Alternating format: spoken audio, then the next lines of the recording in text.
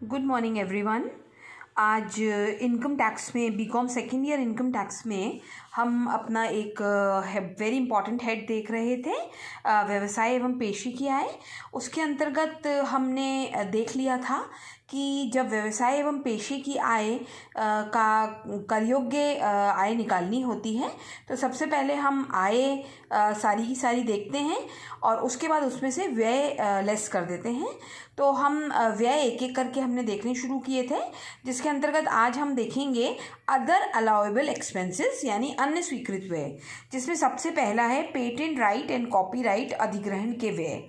तो देखिए बच्चों, इसको समझते हैं हम कि जब भी कोई व्यक्ति अपना बिजनेस स्टार्ट करता है तो वो पेटेंट राइट अपना कोई पेटेंट बनाता है किसी भी वस्तु का, या कोई किताब लिखता है तो वो कॉपीराइट लेता है।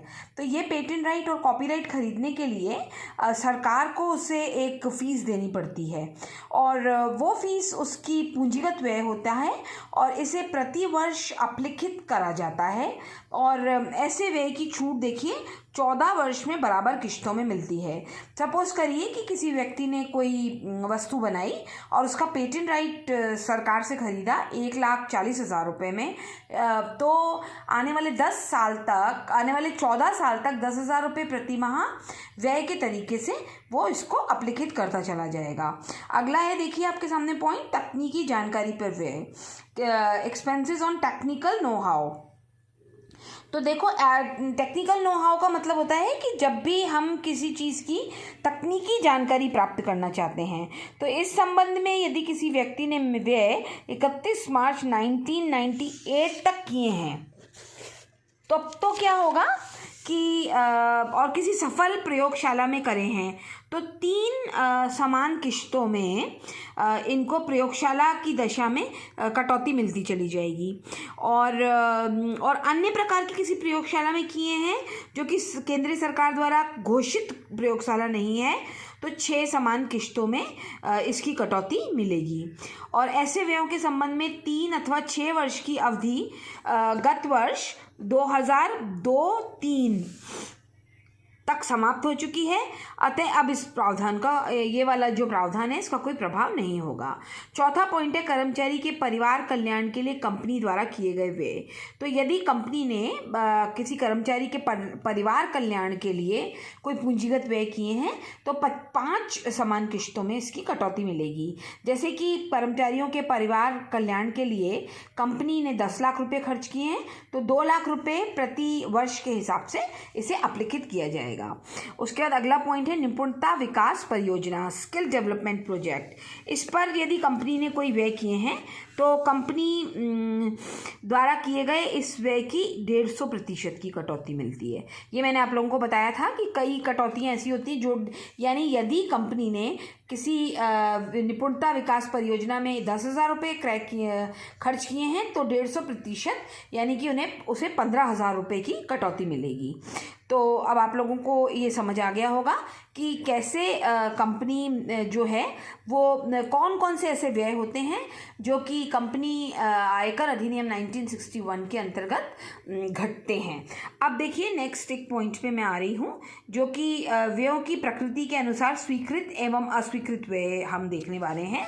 इसके अंदर देखिए व्यवसाय के सभी स्वीकृत व्ययों की कोई अंतिम सूची नहीं बनाई जा सकती है, इसलिए धारा 30 से 36 में यदि कोई व्यय वर्णित नहीं है तब भी यदि आपको लगता है कि ये व्यय, इसकी कटौती दी जानी चाहिए तो इसकी कटौती हम दे देंगे, बशर्ते वह व्यय पूंजीगत प्रकृति का ना हो, वह व्यय गत वर्ष में किया गया हो, वह व्यय कंपनी का व्यक्तिगत व्ययों की प्रकृति का ना हो, वह व्यय पूर्णतः और मुख्यतः व्यापार पेशे से संबंधित हो।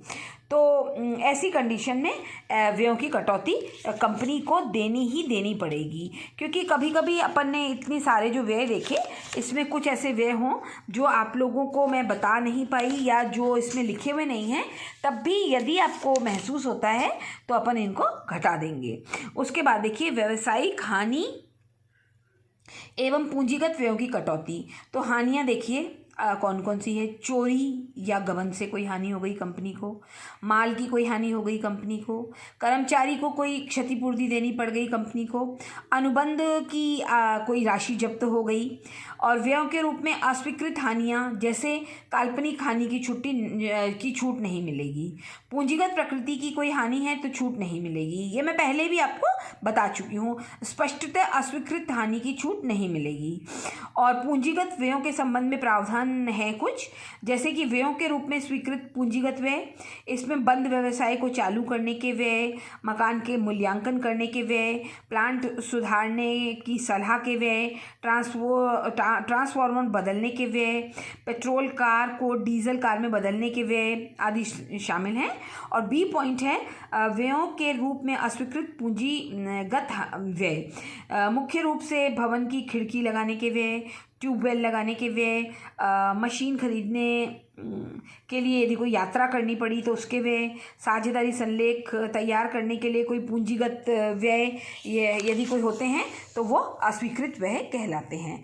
इस प्रकार देखिए आज हमने इसकी सारी की सारी थ्योरी पूरी करी है, और अब कुछ न्यूमेरिकल क्वेश्चंस मैं आप लोगों को PDF में दूंगी, जिन्हें आप अच्छी तरह समझने की कोशिश करेंगे भी, उनके आंसर्स भी निकालेंगे, और कोई क्वेरी होगी तो मुझसे पूछेंगे। Thank you so much.